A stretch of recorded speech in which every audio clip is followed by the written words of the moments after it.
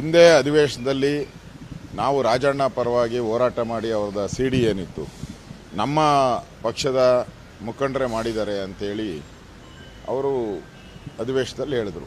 ನಾವು ಅದನ್ನು ಸದನದಲ್ಲಿ ದೊಡ್ಡ ಹೋರಾಟ ಮಾಡಿದ್ರಿ. ಕೊನೆಯಲ್ಲಿ ನಾವು ಹೋರಾಟ ಮಾಡಿದ್ದು, ನಾವು ಸಸ್ಪೆಂಡ್ ಆಗಿದ್ದು ನಾವು. ಈಗ ಮತ್ತೆ ರಾಜಣ್ಣ ಅವ್ರ ಮೇಲೆ ಅವ್ರದೇ ಪಾರ್ಟಿಯ ಕೆಲವರೆಲ್ಲ ಪಿತೂರಿ ಮಾಡಿರೋದು ಸ್ಪಷ್ಟ ಆಗಿದೆ. ಇದರಲ್ಲಿ ಯಾರಿದ್ದಾರೆ, ಯಾರು ಹಿಂದೆ ಇದ್ದಾರೆ ಎಲ್ಲ ರಾಜಣ್ಣ ಅವರು.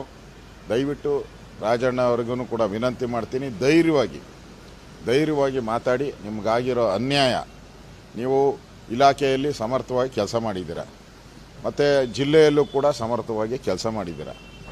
ಸೊ ಯಾವುದೇ ನಿಮ್ಮ ಮೇಲೆ ಕರಪ್ಷನ್ ಚಾರ್ಜಸ್ಸು ಯಾವುದೂ ಇಲ್ಲ, ಅವ್ಯವಹಾರದ ಚಾರ್ಜಸ್ ಯಾವುದೂ ಇಲ್ಲ. ಇಷ್ಟಿಲ್ಲ ಅಂದರು, ಏನು ಮಾಡಿಲ್ಲ ಅಂದರು, ಸಸ್ಪೆಂಡ್ ಯಾಕೆ ಮಾಡಿದ್ರು?